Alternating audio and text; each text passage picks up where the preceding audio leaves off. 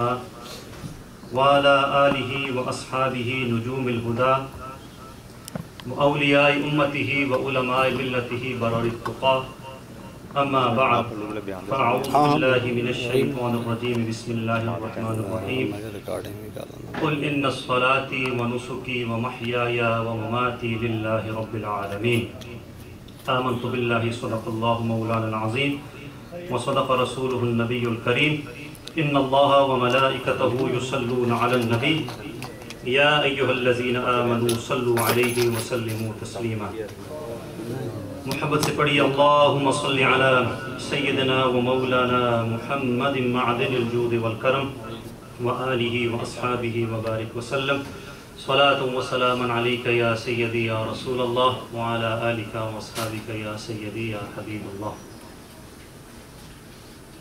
حضرت علامہ جلال الدین رومی رحمۃ اللہ تعالیٰ علیہ مثنوی شریف میں نقل کرتے ہیں، پہلے بھی بیان کیا جا چکا، آقا کریم رؤوف الرحیم صلی اللہ تعالیٰ علیہ وآلہ وسلم نے شہد کی مکھی سے استفسار فرمایا کہ تو شہد کیسے بناتی ہے؟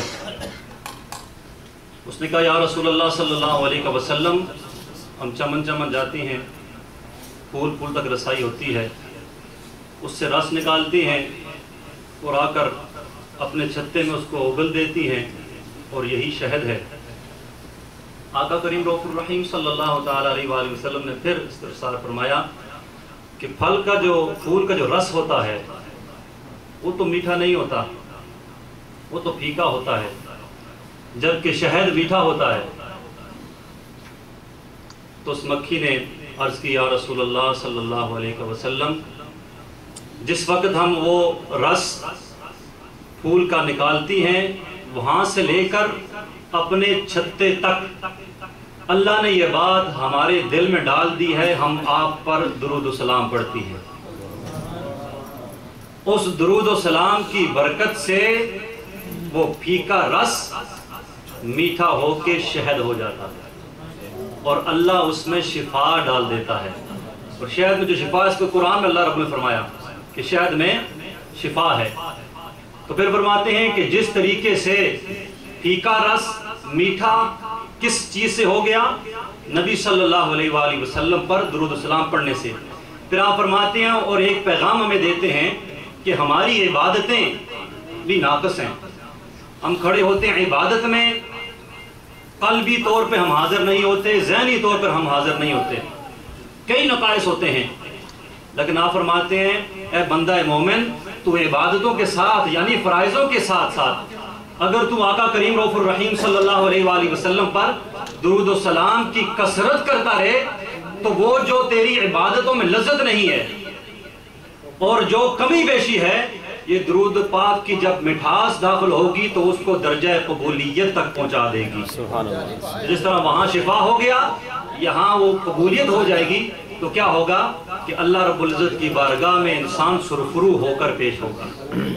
میں نے جمعۃ المبارک کے دن آپ کو یہ عرض کیا تھا کہ یہ مہینہ ذی الحج کا جیسے ہی آتا ہے تو چند یادیں ساتھ لے کر ہمارے ایک مومن کے ذہن میں چند واقعات ابھرتے ہیں، چند مقامات ابھرتے ہیں، چند شخصیات کا ذکر ہمارے ذہن میں آتا ہے.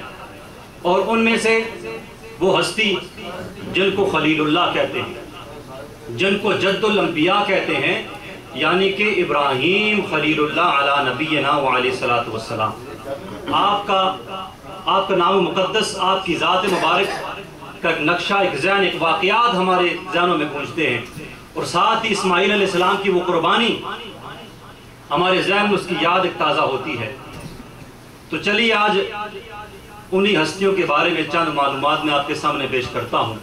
وہ باتیں وہی ہیں جو ہم ہر سال سنتے رہتے ہیں، لیکن آقا کریم رؤوف الرحیم صلی اللہ علیہ وآلہ وسلم نے فرمایا ذکر الانبیاء عبادت و ذکر الصالحین کفارہ، کہ انبیاء کا ذکر کرنا یہ عبادت ہے. انبیاء کا ذکر کرنا یہ عبادت ہے اور صالحین کا ذکر کرنا یعنی نیک لوگوں کا ذکر کرنا، تذکرہ کرنا، یہ گناہوں کے لیے کفارہ ہے. تو کیوں نہ ہم اس میں شرکت کریں. حضرت ابراہیم خلیل اللہ علیہ نبینا علیہ السلام آج سے کم و بیش 4300 ایئر بیفور آپ دنیا میں تشریف لائے. ہر طرف کفر تھا، شرک تھا، بتوں کی پوجا کی جاتی تھی. پھر کیا ہوا؟ آپ کا ایک لقب اس طرح ہمیں پتہ ہے خلیل اللہ ہے، لیکن ایک لقب آپ کا ابو دیفان بھی ہے. اس کے معنی ہے مہمانوں کا باپ، یعنی کہ آپ بہت مہمان نواز تھے. حتیٰ کہ علماء فرماتے ہیں کہ آپ کا گھر تھا، سنٹر میں دسترخوان بچھا ہوتا تھا، اور آپ کے گھر کے 4 دروازے تھے، یعنی کہ ہر طرف سے دروازہ تھا، اور آپ کبھی کھانا اکیلے تناول نہیں کرتے تھے، ہمیشہ مہمان کے ساتھ آپ کھانا تناول فرماتے تھے. حتیٰ کہ بعض اوقات ایسے ہوتا کہ حضرت اکرمہ فرماتے ہیں کہ آپ 1-2 مائل کوئی مہمان نہ ہوتا، آپ دور جاتے، اس طرف جاتے کہ کوئی ساتھی مل جائے، اور جب وہ مجھے ملے تو اس کو میں ساتھ لے کر آؤں اور اپنے ساتھ بیٹھا کر اس کو مہمان بنا کر اپنے ساتھ بٹھا کر میں اس کو مجھ سے کھانا تناول کروں. یہ آپ کی، اس کا ذکر قرآن میں بھی ہے. آئیے رب کا کلام بھی سنتے ہیں اور دیکھتے ہیں کہ کس طریقے سے یہ بات وہی ہے. انبیاء کی بات رب نے قرآن میں کیوں بیان کی؟ تاکہ انہوں نے رب کے ساتھ فَاذْكُرُونِي أَذْكُرُكُمْ کی یہ پیغام ہے کہ تم میرا ذکر کرو، میں تمہارا چرچا کروں گا. تو انبیاء نے کیا کیا؟ رب کے ساتھ ایک ذکر کا تعلق ایک پیدا کیا. تو کیا ہوا؟ اب رہتی دنیا تک، اور دنیا تو دنیا ہے، عشر کے دن بھی، بلکہ جنت میں بھی ان کا ذکر ہوتا رہے گا، کیونکہ انہوں نے ذکر رب کا کیا.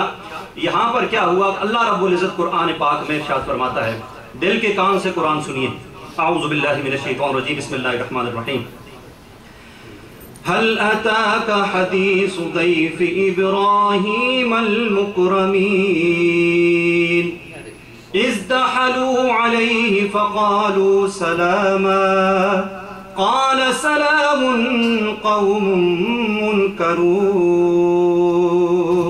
اے محبوب، رب تعالیٰ فرماتا ہے کیا تمہارے پاس ابراہیم کے معزز مہمانوں کی خبر نہ آئی؟ یہ واقعہ ایسا ہوا کہ بہت دن گزر گئے، کافی ٹائم گزر گیا، کوئی مہمان نہ ملا. ابراہیم علیہ السلام انتظار کر رہے تھے کہ مہمان ہو تو کھانا تناول کریں. تو کیا ہوا؟ 10-12 لوگ ایک ساتھ آ گئے. 10-12 لوگ جب ساتھ آئے تو آپ خوشی کے مارے دیکھا نہیں کون لوگ ہیں، کیا ہے، ان کو بٹھایا جائے گے اور ایک بچڑا ذبح کیا. بچڑا ذبح کر آ کر تیار کر کے ان کے سامنے رکھ دیا، لیکن انہوں نے کھانا نہیں کھایا. مہمان رکے ہوئے ہیں. تو آپ نے ان سے پوچھا، اللہ یہاں فرماتا ہے محبوب کیا تمہارے پاس ابراہیم کے معزز مہمانوں کی خبر آئی؟ جب وہ اس کے پاس آ کر بولے سلام، انہوں نے کہا سلام یعنی السلام علیکم، یعنی یہ گریڈنگ جو ہے السلام علیکم، یہ صرف آج کے مسلمانوں کے لیے نہیں ہے، بلکہ تمام انبیاء کے لیے جو ملنے آتا یا ان کو جواب دیا جاتا تو یہی گریڈنگ دی جاتی ہے، السلام علیکم وعلیکم السلام. یہی گریڈنگ آج اس کوشش کرنی چاہیے مسلمانوں کو بھی، اس میں عمل کرنا چاہیے، حالوں سے اجتناب کرنا چاہیے مسلمانوں کے لیے. تو کہا سلام، تو ابراہیم علیہ السلام نے سلام کا جواب دیا. لیکن وہ لوگ ایسے تھے جو نئے تھے، وہ ناآشنا لوگ تھے، نہایت حسین و جمیل تھے. تو کیا ہوا؟ پھر فرماتے ہیں وہ اپنے گھر گیا ابراہیم علیہ السلام، اور ایک فربا بہت موٹا قسم کا بچڑا لے آیا، پھر ان کے پاس رکھ دیا اور کہا کیا تم کھاتے کیوں نہیں ہو؟ آپ کو خوشی کے مارے یہ بھول گیا مہمان آئے، لیکن آپ یہ بھول گئی تو فرشتے ہیں، وہ اللہ کے فرشتے تھے جو کہ ابراہیم علیہ السلام کے پاس اس وقت تشریف لائے تھے. 10 یا 12 کی تعداد علماء فرماتے ہیں، لیکن فرشتے تو کھانا نہیں کھاتے. تو وہ جب انہوں نے پتہ لگا خوشی کے مارے تو وہ بھول کے پہلے پوچھنا، لیکن بعد میں جب پتا وہی تو فرشتے ہیں. پھر ان فرشتوں نے کیا کہا؟ ان فرشتوں نے کہا کہ ہم اللہ کی طرف سے آئے ہیں، اور کس لیے آئے ہیں کہ آپ کو ایک بیٹے کی خوشخبری دیں. اور یہ بیٹے یہاں سے مراد حضرت اسحاق علیہ السلام، یاد رکھیے. حضرت اسماعیل علیہ السلام حضرت اسحاق علیہ السلام سے 14 سال بڑے ہیں عمر میں. بعض لوگوں کا یہ خیال ہے کہ اسماعیل علیہ السلام چھوٹے ہیں، لیکن نہیں، اسماعیل علیہ السلام اسحاق علیہ السلام سے 14 سال بڑے ہیں. اور یہاں پر جو دوسری خوشخبری تھی، اور یہ فرشتے اس لیے بھی آئے تھے کہ اس وقت لوط علیہ السلام کی قوم کو تباہ کرنے کے لیے ان فرشتوں کی ڈیوٹی تھی، اور اس کے آگے بیان آتا ہے، لیکن میرا موضوع نہیں ہے. تو یہ خوشخبری دینے کے لیے آئے.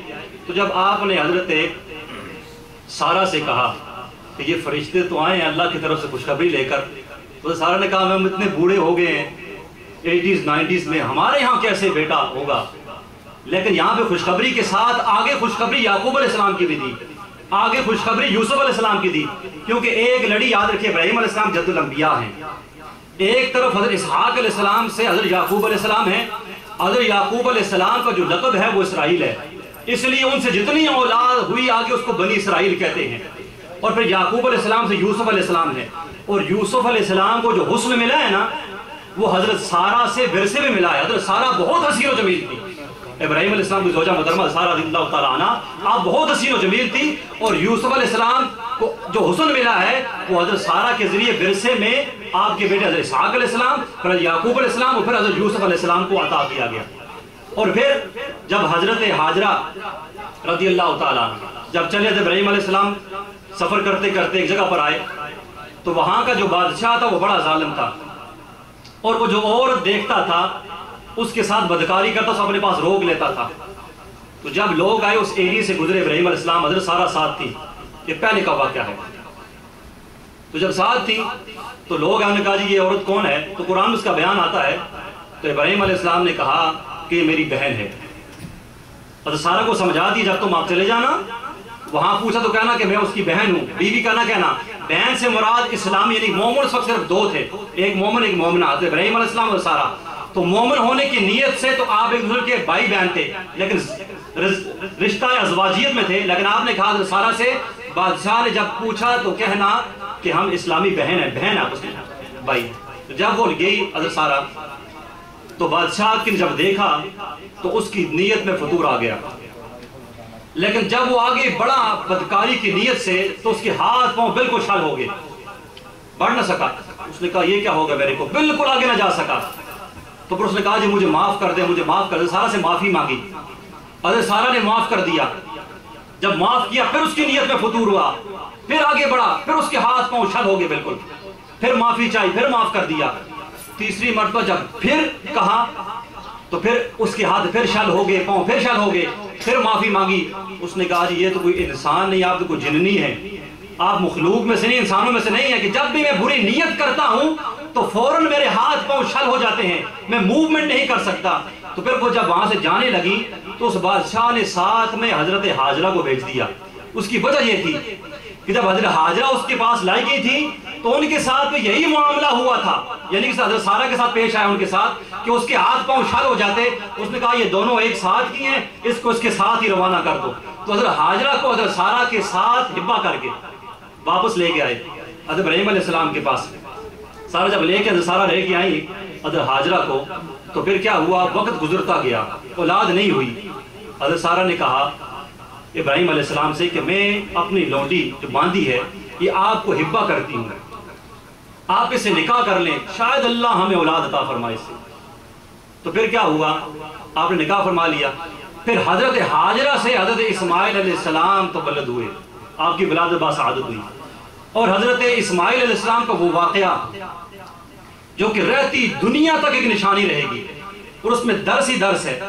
قرآن کی زبانی سنتے ہیں کہ اللہ رب العزت نے کس طریقے سے وہ باتیں جو ابراہیم علیہ السلام نے ذبح ہوتے ہوئے وہ وقت اسماعیل علیہ السلام سے، اور اسماعیل علیہ السلام نے حضرت ابراہیم علیہ السلام سے کہی تھی، اللہ رب العزت نے وہ سارا کلام مختصراً طور پر اپنے کلام مجید میں نازل کر کے قیامت تک کے لیے محفوظ کر لیا۔